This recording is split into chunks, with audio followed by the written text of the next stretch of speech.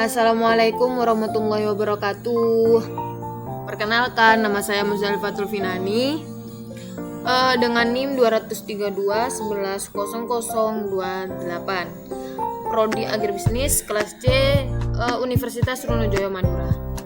Di sini saya akan mempresentasikan tentang perjuangan garam rakyat untuk bersaing dengan garam industri.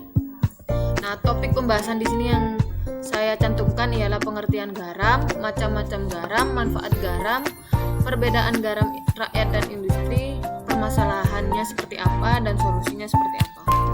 Nah, pengertian garam di sini ialah garam adalah benda padatan berwarna putih berbentuk kristal yang merupakan kumpulan senyawa dengan bagian terbesar natrium klorida serta senyawa lainnya yaitu seperti magnesium klorida, magnesium sulfat, kalsium klorida dan lain-lain.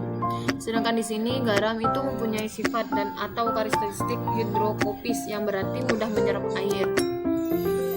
Yaitu tingkat pendapatannya itu sebesar 0,8 hingga 0,9 dan titik lebur pada tingkat suhu 80 hingga 10 Celcius.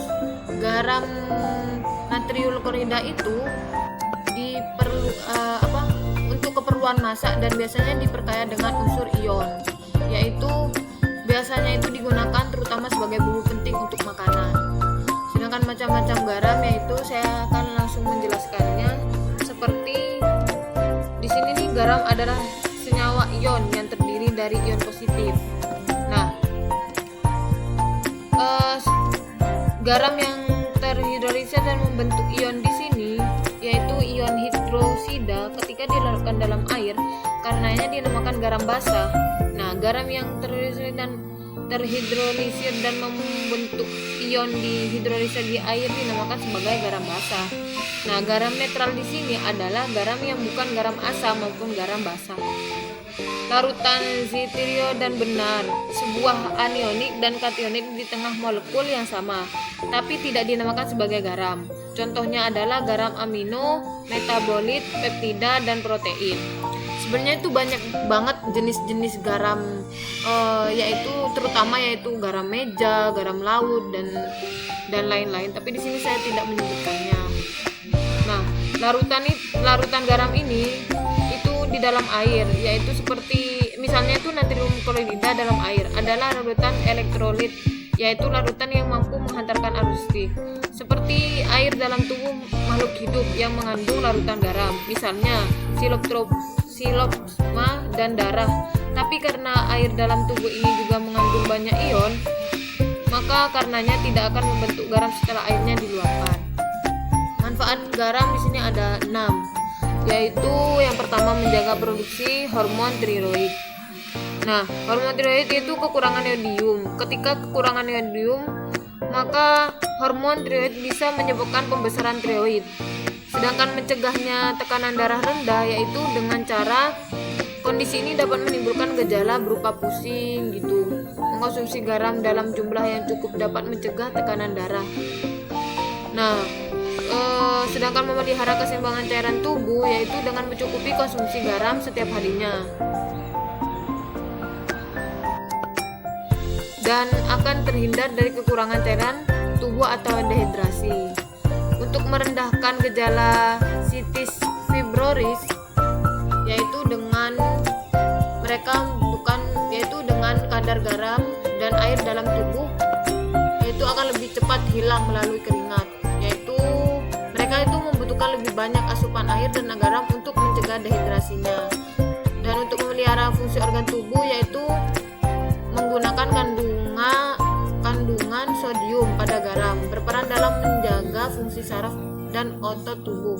Seperti halnya itu mengapa garam berperan penting dalam mencegah gangguan pada saraf dan otot dan mencegah gangguan perkembangan otak, yaitu contohnya itu jika kekurangan garam iodium yaitu kekurangan asupan garam bisa menyebabkan bayi dan anak, juga bisa menyebabkan mereka memiliki IQ yang lebih rendah.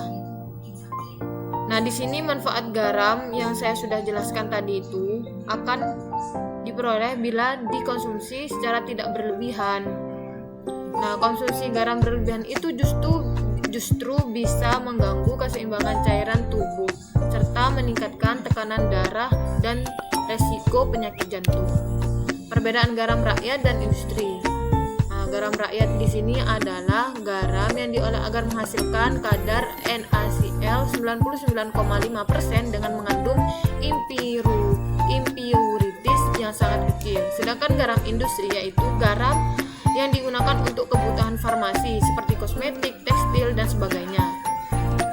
Garam industri juga harus memenuhi persyaratan kualitas industri aneka pangan, industri petrokimia, dan lain-lain.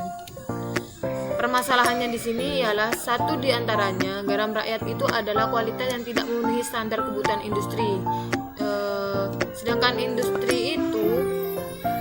garam industri itu permasalahannya itu garam industri hanya diimpor oleh industri yang membutuhkannya saja. Nah, sehingga nanti tidak ada lagi garam rakyat menjadi harganya seperti sekarang ini.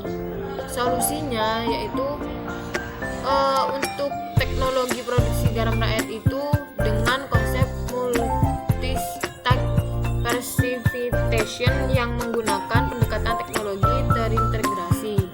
Sedangkan yang garam industri itu seperti untuk mencegahnya itu kembali yaitu pernyataan dengan yang paling aman sementara ini adalah sektor hulu melalui BUMN. Garam dan subsidi bisa diberikan dalam wujud teknologi yang berupa alat-alat untuk memproduksi garam yang tepat guna dan mudah diimplementasikan oleh petani. Nah, karena sangat tidak masuk akal kalau kita menjadi importir garam yang sangat besar. Mungkin itu saja dari saya, kurang lebihnya mohon maaf. Sekian dan terima kasih. Wassalamualaikum warahmatullahi wabarakatuh.